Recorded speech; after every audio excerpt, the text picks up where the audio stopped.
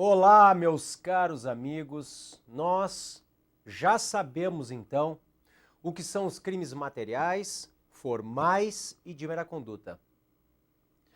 Eu te falei na aula passada que nós vamos num decrescendo. Os materiais são crimes de conduta e o resultado é necessário para a consumação.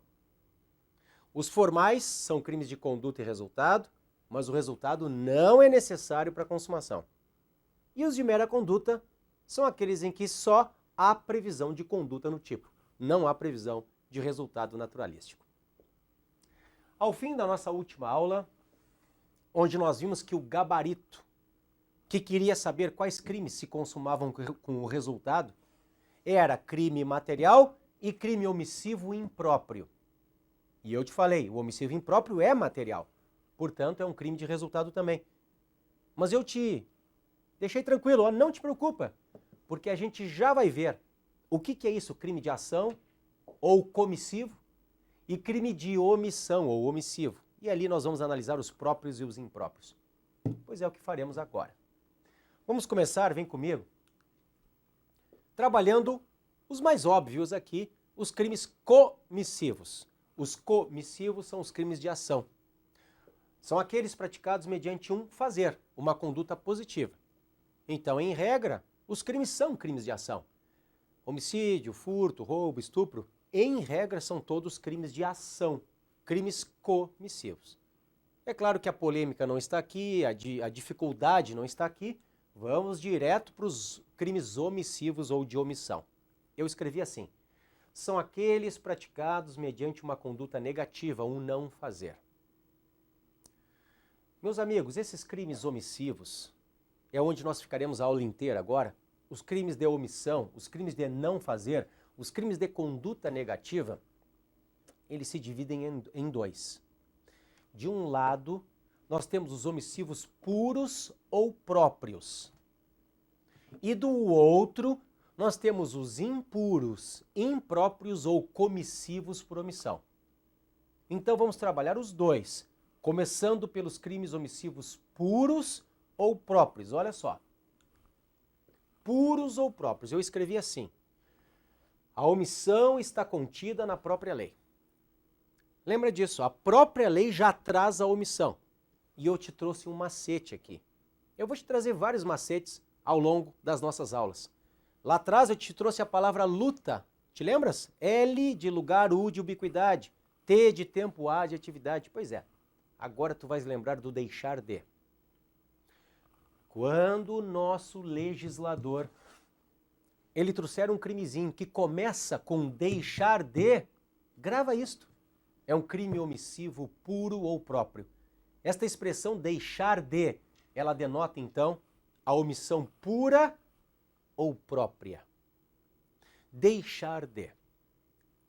Por exemplo, o artigo 135 do Código Penal, que é a omissão de socorro, fala em deixar de socorrer pessoa ferida, podendo fazê-lo sem risco pessoal.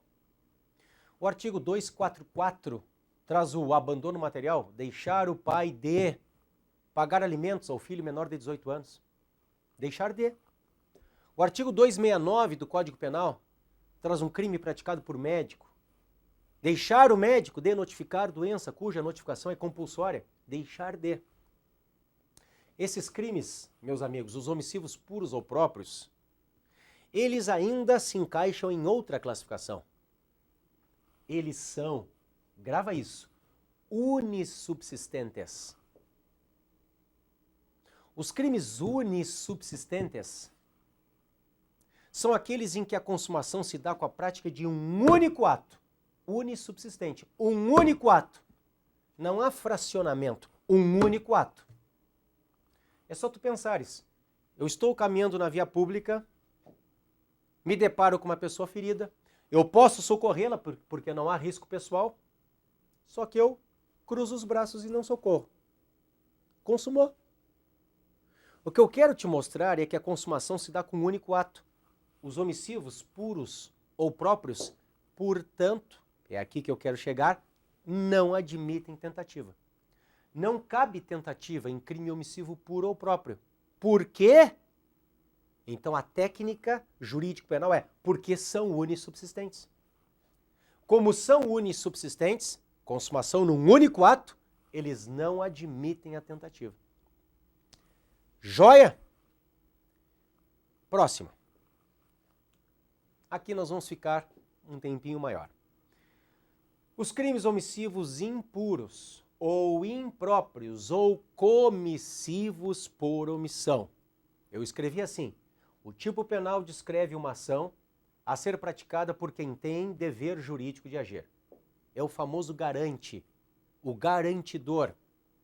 O garante, no entanto, omite-se, acarretando a produção do resultado naturalístico. Bom, vamos entender isso aí. Meus caros, agora a lei, ela não descreve omissão, o deixar de. A lei descreve ação. E esta ação tem que ser praticada por alguém que tem dever jurídico de agir, o garante. Só que o garante se omite. E esta omissão ela é tão relevante que o garante responde pelo resultado. Então eu quero chamar a tua atenção para isto. O garante, meus amigos, ele não responde pela simples omissão, uma omissão de socorro, não. O garante responde pelo resultado naturalístico, a modificação do mundo exterior, o resultado que ele deveria ter evitado e que ele não evitou. Quer ver? Nós estamos no 13, parágrafo 2º do Código Penal. Eu trouxe a letra A, dever legal. A omissão é penalmente relevante quando o omitente devia e podia agir para evitar o resultado. O dever de agir incumbe a quem? Letra A. Tenha por lei obrigação de proteção, de cuidado, proteção ou vigilância. Vamos parar aqui. Este é o dever legal. É aqui que tu vais enquadrar o policial, então. O bombeiro, o salva-vidas. Meus caros, se o policial está vendo o assalto e não toma providências, não tenta impedir, não tenta sequer se esconder e chamar os colegas, reforço, etc., o policial responde por assalto. Não é a omissão de socorro, é o resultado. Se o salva-vidas está vendo o banhista se afogando e não entra para salvar e o banhista morre, o salva-vidas responde por homicídio. Se eu estou falando em dever legal aqui, entra o poder familiar, entram papai e mamãe. Se a mamãe está vendo que a filha adolescente dela está sendo estuprada pelo padrasto, que é o namorado da mamãe, e a mamãe silencia, e eu te digo que, lamentavelmente, isto ocorre muito na prática, eu encontro isso aí na minha atividade de promotor, algumas mulheres, lamentavelmente, preferem não perder o macho dentro de casa a cuidar dos interesses da filha adolescente, o que é lamentável. Esta mulher praticou estupro. Estupro. Não é omissão de socorro. Ela tem dever legal de impedir o resultado. O poder familiar está no Código Civil. Não impediu? Resultado. É estupro no meu exemplo. Pode ser, olha a letra B, que nós estejamos falando de um dever contratual. Então, o dever de agir incumbe a quem? Agora a letra B. De outra forma, que não a anterior. A anterior era a legal, né? Assumiu a responsabilidade de impedir o resultado. Um dever contratual. É claro que não é um contrato formal, registrado e levado para o cartório, né, pessoal? É responsabilidade lato sensu. É a babá em relação à criancinha que ela está cuidando. Se a babá, meus amigos, foi cuidar da criancinha, os pais foram para a festa, a babá abriu o armário do patrão, viu ali um Black Label e, tomou todas e dormiu no sofá, e a criancinha tem 2, 3 aninhos, sobe na cadeira, sobe na mesa, sobe na janela e cai de cabeça e morre, a babá responde por homicídio. Meus caros, se o leão de chácara, se o segurança tá vendo 10 baterem num dentro da boate e tá lá de braço cruzado, achando bonito, matar o sujeito, ele responde por homicídio. Este é o raciocínio. O garante, meus amigos, não responde pela simples omissão. O garante responde pelo resultado naturalístico que ele deveria ter evitado e não evitou. Olha a letra C. A ingerência. A omissão é penalmente relevante quando o omitente podia e devia agir para evitar o resultado. Ponto. O dever de agir incumbe a quem? Letra C agora. Com seu comportamento anterior criou o risco da ocorrência do resultado. Eu quero que tu penses nos dois amigos que foram fazer a travessia no rio. Um sabe nadar, é o que convida. O outro não sabe nadar, é o convidado. O que sabe nadar,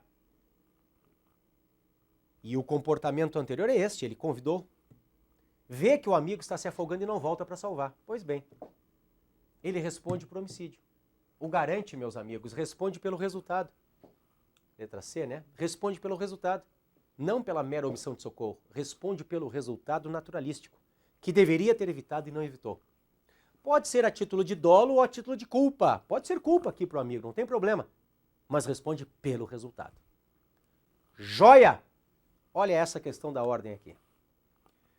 Ó, é o 12º Exame Unificado, Banca FGV 2013. Lembra dessa questão? Tem que estudar pelas questões, é importante, hein? Odete é diretora de um orfanato municipal, responsável por 80 meninas em idade de 2 a 11 anos. Certo dia, Odete vê a Elizabeth, uma das recreadoras contratada pela prefeitura para trabalhar na instituição, praticar ato libidinoso com Poliana, uma criança de 9 anos, que ali estava abrigada. Mesmo enojada pela situação que presenciava, Odete achou melhor não intervir. Olha a mamãe que eu te falei em relação ao papai, tá? Ao padrasto. Porque não desejava criar qualquer problema para si. Ah, não, né? Odete pode ser responsabilizada pelo crime de estupro de vulnerável? Claro! Previsto no 217-A do Código Penal, ter conjunção carnal ou praticar outro ato libidinoso com menor de 14? Certo ou errado? Correto. Pode sim. Não só pode, como deve. Correta a questão. Ó, voltei aqui. Correta a questão. Por quê? Porque a dona Odete, meus amigos, é garante. Crime omissivo impróprio, impuro ou comissivo por omissão. Aquele abraço, até a próxima aula. Tchau!